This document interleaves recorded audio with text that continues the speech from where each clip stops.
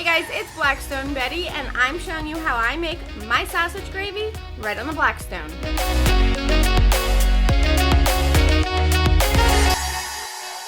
I start off with some ground sausage. It could be the original breakfast, it could be hot, it could be sweet, it could be chorizo, it could be any kind of ground sausage you want. You're just gonna brown that up right on the Blackstone.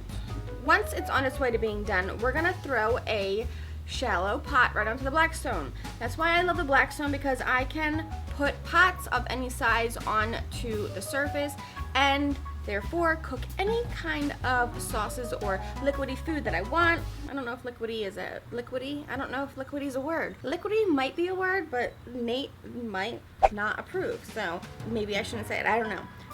Once that pot's on there, we're just gonna melt equal parts butter and flour. This is making a roux. Whisking it constantly until you smell a nutty kind of smell, until it turns golden brown. You don't want to burn it, you don't want it to be undercooked, because you want to cook that flour and incorporate it with that butter. You'll smell it, then you're ready to pour in equal parts. I do equal parts milk and half and half. Whisk that together until it gets nice and thick. So then once that starts to thicken up, I'm gonna get my sausage with all that good sausage grease that's left on the Blackstone. I want that in my sausage gravy. That's what makes, I think, a really good sausage gravy, is having the grease in there with it. Once the sausage and the cream is all mixed together, that sausage gravy, the grease is all throughout it, it's looking good. We're gonna add equal parts, which is 1/4 teaspoon of black pepper, garlic powder, sage, onion powder, paprika, and sea salt. All of those, dump them in there, mix it together, and your sausage gravy is ready for dipping. Tater tots loaded with anything, which we call tachos, really does feed a large crowd for pretty inexpensive. Tater tots frozen in the grocery store cost next to nothing, and then you can just get creative with any kind of toppings you want. All we're doing is throwing them down on a dry griddle. Since they're coming right out of the freezer, we're gonna let them thaw out with that heat on medium to medium low. Once they start to thaw, I'm gonna drizzle on a little bit of vegetable oil.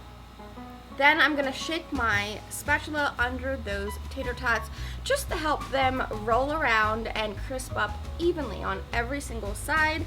Once my tater tots are just about done and my sausage gravy is hanging out, doing its thing, I'm gonna put some butter onto my Blackstone and crack some eggs right into that melted butter, and I'm gonna let these eggs cook to sunny side up.